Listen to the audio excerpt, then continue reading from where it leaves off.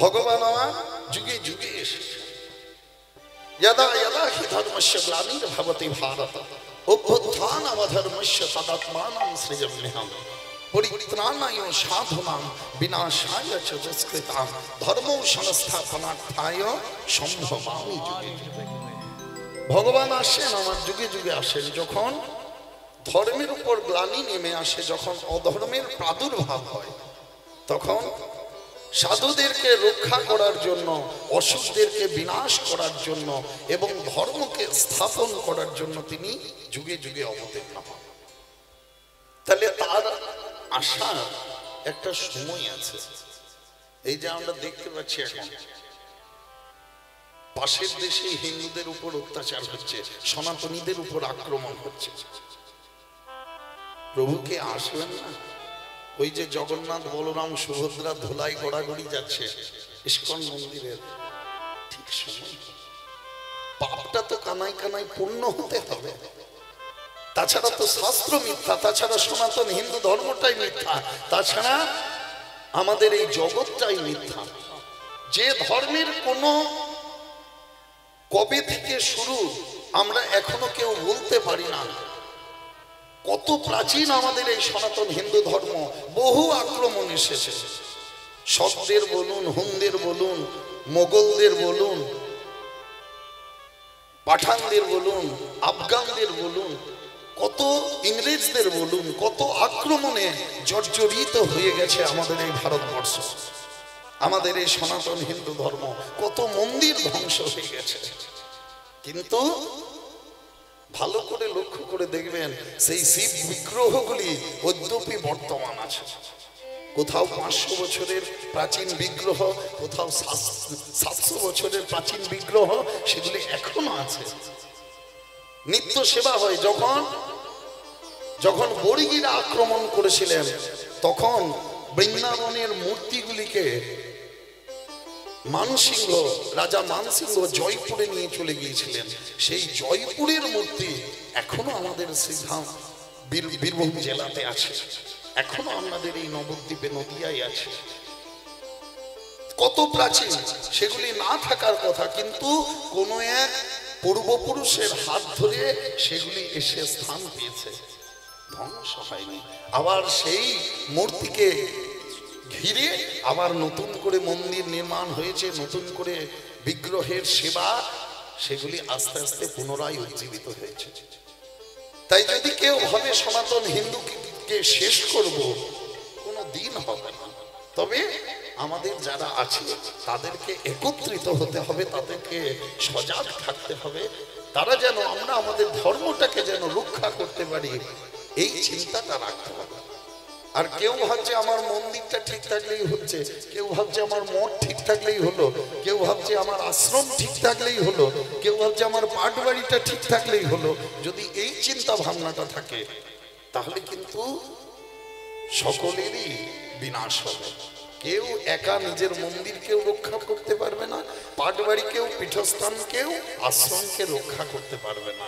সকলের সমবেত প্রয়াসে আমাদের এই সনাতনী রক্ষা হবে।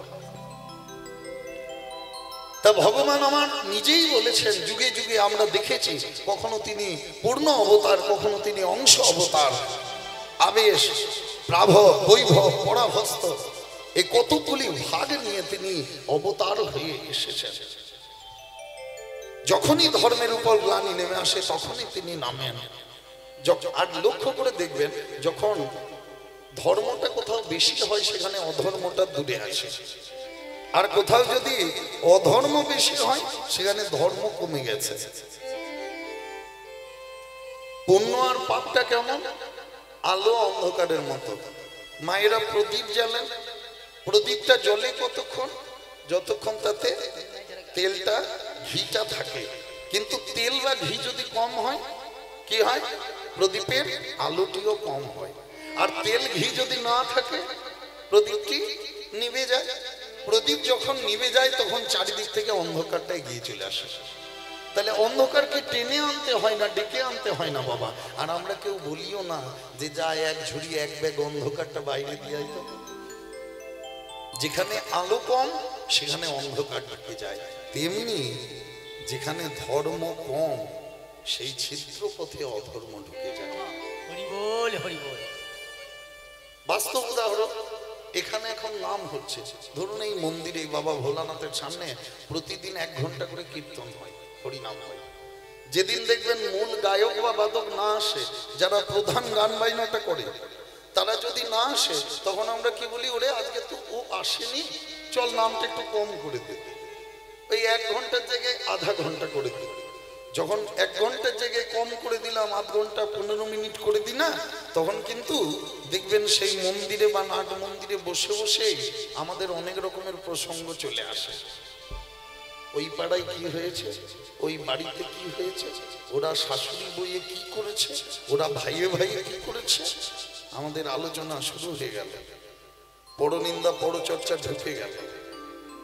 কিন্তু নামের পরিমাণটা যদি 1 ঘন্টার জায়গায় 1.5 ঘন্টা করি, 1.5 ঘন্টার জায়গায় যদি 2 ঘন্টা করি, তখন যারা পাশাপাশি অধর্ম করছে না, তারা আস্তে আস্তে আরো সরে চলে যাবে, বলবে না রে না, চল ওরা ওখানে নাম করছে তো আমরা আরেকটু সরে যাই। তাহলে অধর্মকে অন্ধকারকে টেনে আনতে হয় না, যেখানে ধর্ম কম হয় সেখানেই অধর্ম ঢুকে যায়। তাই ভগবান আমার আসেন। গ্রন্থকার শাস্ত্রকার কি বললেন, তার আসার প্রথম কারণটা কি, প্রধান কারণটা কি? ফার্স্ট এন্ড প্রাইমারি রিজন, পরিত্রাণায় সাধনাম, সাধু রক্ষা। তিনি কখনোই বলেননি যে প্রথমেই বিনাশায় চ দুষ্কৃতাম, প্রথমে বলেছেন পরিত্রাণায় সাধনাম, তারপর বিনাশায় চ দুষ্কৃতাম, তারপর ধর্ম সংস্থাপনার্থায়। তাহলে কেন বললেন তিনি প্রথমে সাধু রক্ষা, কেন বললেন? কারণ সাধু সনাতনী সন্ত সেই সমাজ যদি রক্ষা করা যায়, তারাই আমাদের এই ধর্মটাকে রক্ষা করবে। হরি বল হরি বল হরি বল। আগে তাদেরকে রক্ষা করতে হবে, আগে মুনি যোগী ঋষিদেরকে রক্ষা করতে হবে, তবে তারা এই নামটাকে প্রচার করতে পারবে। ভগবান আমার আসেন, আমরা কি বলি, সত্য যুগে তিনি এসেছেন কেন? হিরণ্যকশিপুকে বধ করার জন্য। ত্রেতা যুগে এসেছেন কেন? রাবণকে বধ করার জন্য। দাপর যুগে এসেছেন কেন? কংসকে ধ্বংস করার জন্য। কিন্তু বাবা, কাউকে মারার জন্য ভগবানকে নিচে নামার প্রয়োজন নাই। এই কলি যুগে তো আমার মানুষ মানুষকে মারে, ভগবানকে নামার কি দরকার? তাহলে কেন আসেন? সত্য যুগে এসেছেন শুধু হিরণ্যকশিপুকে বধ করার জন্য নয়। ছোট্ট প্রহ্লাদ, সে নারায়ণ নারায়ণ করে ভগবানকে ডাকছে, তা প্রহ্লাদকে একটু কোলে নিতে হবে না? প্রহ্লাদকে একটু আদর করতে হবে না? একটু জড়িয়ে ধরতে হবে না? ভগবান আসেন ত্রেতা যুগে শুধু রাবণ বধের জন্য নয়। তাহলে অহল্যা সে পাষাণ হয়ে আছে, পাথর হয়ে আছে, অহল্যাকে উদ্ধার করতে হবে না? সবরই গরিব ভক্ত, তার হাতে ভগবান এঁঠো কুল খাচ্ছেন। বজরঙ্গলী পবন পুত্র হনুমান যে বুক চিরে রাম সীতাকে দেখাচ্ছে, সেই হনুমানকে দেখা দিতে হবে না? শুধু কাউকে মারার জন্য নামবেন, যে তাকে আদর করে ডাকছে তাকে দেখা দিতে নামতে হবে না? দাপর যুগে তিনি আসেন কেন? শুধু কংসকে ধ্বংস করার জন্য নয়, উপর থেকে বসে বসে তিনি কংসকে মারতে পারেন। তাহলে কেন আসেন? নন্দ রাজা মা যশোদা কত যুগ যুগ ধরে তপস্যা করেছে, তবে ভগবানকে ছেলে রূপে পেয়েছে। তা সেই নন্দ রাজাকে একবার বাবা বলে ডাকবে না? নন্দ রানীকে একবার মা বলে ডাকবে না? এই লীলাতেই তো আমরা দেখেছি, এই এখনকার যে লীলা, গোচারণ লীলা, গোষ্ঠ লীলা। নন্দ রাজা কি করেছে? গোয়ালে গেছে, বাথানে গেছে, হ্যাঁ, বাথানে গিয়ে গাভী দহন করেছে। গোয়ালাদের কাজ কি? গাভী দহন আর গো পালন, গোচারণ করা। এই যে গোষ্ঠ লীলা, গোষ্ঠ গোষ্ঠ লীলাটা কি? প্রত্যেকটা জাতির একটা জাতি বিদ্যা আছে। প্রত্যেক জাতির একটা জাতি বিদ্যা আছে। দেখবেন এমনকি আমরাও ছেলে যখন ছোট থাকে তাকে হাতে খড়ি দিই। কোন একটা পণ্ডিতকে ডেকে বা ঠাকুর মশাইকে ডেকে কি করি, তাকে অ আ হস্যই দীর্ঘই এগুলো স্লেটের উপর বা খাতার উপর কাগজের উপর তাকে লেখায়, দিয়ে তার পড়াশোনাটা শুরু হয়। এখন তো 2 বছর 3 বছর থেকে স্কুল পাঠিয়ে দিচ্ছি, কিন্তু তখনকার দিনে 5 বছরে হাতে ঘড়ি হতো।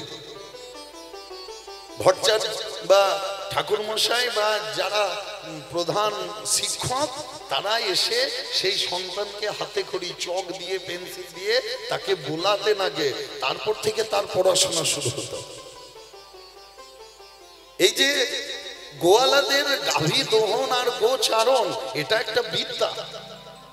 এই বিদ্যাটা এই গোষ্ঠের সময়, যেটা কার্তিক পুজোতে আমরা গোপাষ্টমী বলি, গোষ্ঠাষ্টমী, সেই গোষ্ঠাষ্টমীর দিনে এই পিতা নন্দ কানাইকে আর বলাইকে ডেকে পড়ে তার জাতি বিদ্যাটা শিখিয়েছিলেন যে বাবা এইরকম করে গরুর দুধ দহন করতে হয়, এইরকম করে গোচারণ করতে হয়, গো পালন করতে হয়, এই শিক্ষাটা দিয়েছে।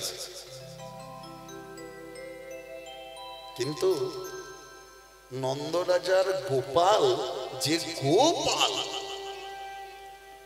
নন্দরাজার গোপাল সামান্য ওই শাওয়ালটা যে গোপাল, গো মানে জগৎ, পাল অর্থে পালন কর্তা, সেই জগতের যে পালন কর্তা সেটা তিনি জেনেও ভুলে যান। নিতাই গৌর হরি হরি বল, হরি বল, হরি বল। তাহলে সেই জাতি বিদ্যাটা শেখান। নন্দরাজা কি করেছে? গোয়ালে গেছে, মাথানে গেছে, গাভী দহন, গোপালন। এখনকার বাবারা বলবেন না বাবা, গোয়ালারা আরেকটা কাজও করে, কি দুধে জল মেশানো। হ্যাঁ, এটা করে।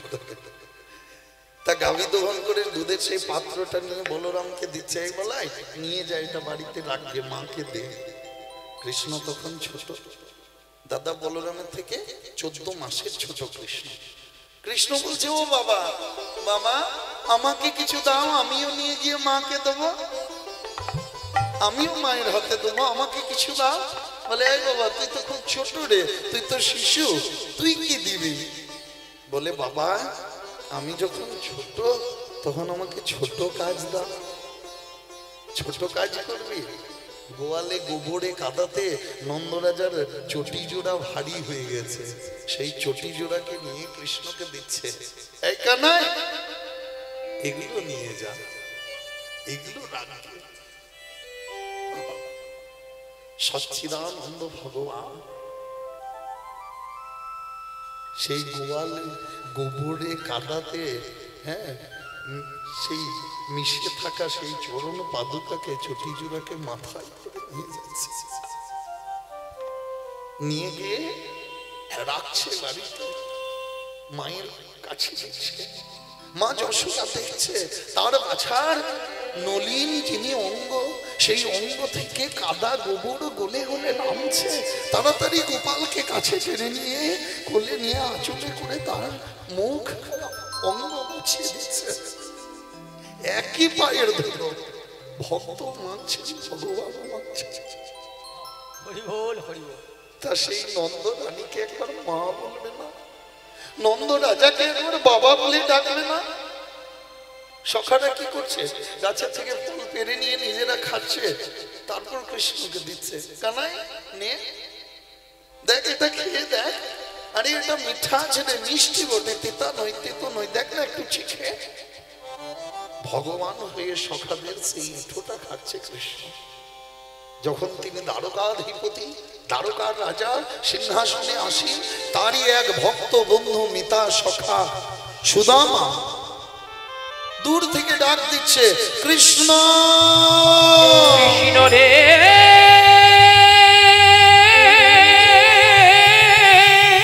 সখা ভাই কৃষ্ণ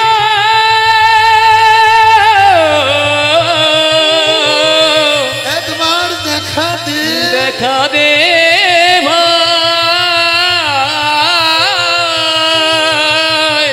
ওরে ভাই প্রাণের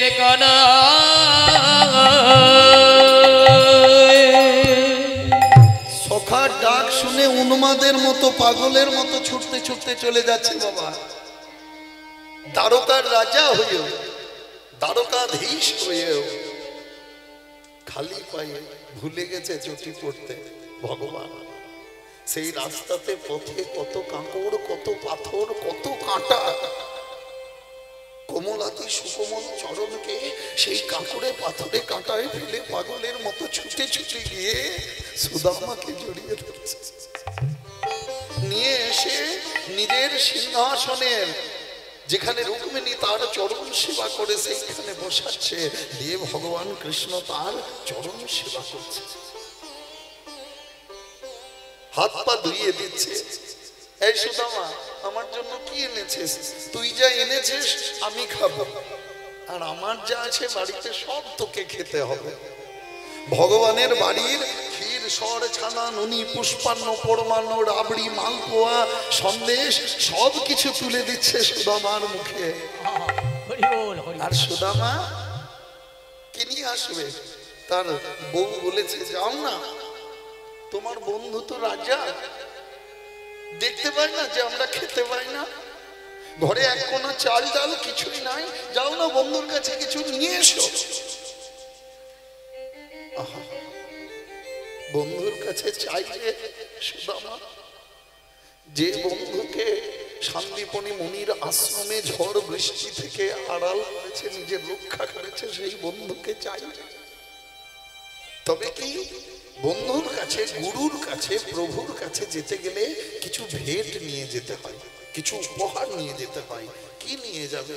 দু চার ঘর ভিক্ষা করে দু চার মুঠো এই কালো কালো পোকা লাগা চিড়েগুলোকে নিয়েছে, চোখের জলে সেগুলো আবার ভিজে গেছে, সেগুলোকে পাকিয়ে নাড়ুর মতো করেছে।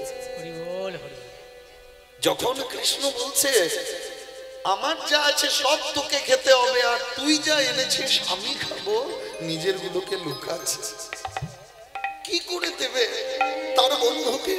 তার বন্ধু যে রাজা, তার বন্ধু যে সোনার মুকুট, অঙ্গে রত্ন খচিত পোশাক, কি করে দেবে? লুকাচ্ছে। না কানাই, আমি কিছু আনিনি। লুকাচ্ছিস? বের কর, দেখা আমাকে। না কানাই, আমি কিছু আনিনি, বের কর বলছি। ও সেই চিড়ের নাড়ু ভগবান খাচ্ছে, আর তার মুখে সেই হাসিটা লেগেই আছে, জগৎ মোহন করা সেই হাসি। তাহলে সুদামাকে জড়িয়ে ধরে সুদামা ওই চিড়ের নাড়ু খেয়ে কৃষ্ণের যে আনন্দ, নন্দ রানীকে মা বলে ডেকে, নন্দ রাজাকে বাবা বলে ডেকে, সখাদের এঁঠো খেয়ে যে আনন্দ, সেটা কাউকে মেরে, কাউকে বধ করে হতে পারে না। যার জন্য ভগবান আসে, তার আসার ফার্স্ট এন্ড প্রাইমারি রিজন, প্রথম প্রধান কারণই হলো পরিত্রাণায় সাধনা, সাধু রক্ষা। ধর্ম রক্ষেতি রক্ষেতি হোক, আপনি ধর্মকে রক্ষা করুন, ধর্ম আপনাকে রক্ষা করবে। তারপর বিনাশায় দুষ্কৃতাম, এবং শেষে ধর্ম সংস্থাপনার্থায়, ধর্মকে তিনি স্থাপন করলেন। দেখুন বাবা, কৃষ্ণচন্দ্রের মধ্যে কিন্তু এই তিনটি গুণই খুব ভালোভাবে ছিল। তিনি অসুরও মেরেছেন, আমরা জানি, বকাসুর, অঘাসুর, হ্যাঁ, পুতনা, অনেককে মেরেছেন। তিনি সাধুও রক্ষা করেছেন, তাতে শান্তিপনি মুনি বলুন, বা কর্ণমণি বলুন, বা দুর্বাসা বলুন, আবার ধর্মকে স্থাপন করলেন। এখন আপনারা বলবেন, কৃষ্ণ যে ধর্ম স্থাপন করেছেন তার উদাহরণ কি আছে? কোথায়, কোন জায়গায় কৃষ্ণ ধর্ম স্থাপন করলেন? কেন? তার মুখ নিঃসৃত বাণী গীতা। ৫,৫০০ বছর আগে ভগবান যা উচ্চারণ করে দিয়েছিলেন, এই কলির জীব শুধুমাত্র সেগুলিকে স্মরণ, মনন, মন্থন, চিন্তন করে উদ্ধার পাচ্ছে।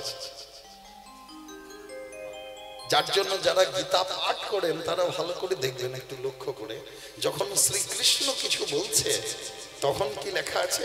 শ্রীকৃষ্ণ বাচ, কৃষ্ণের উক্তি, কৃষ্ণের বাক্য, কৃষ্ণের কথা।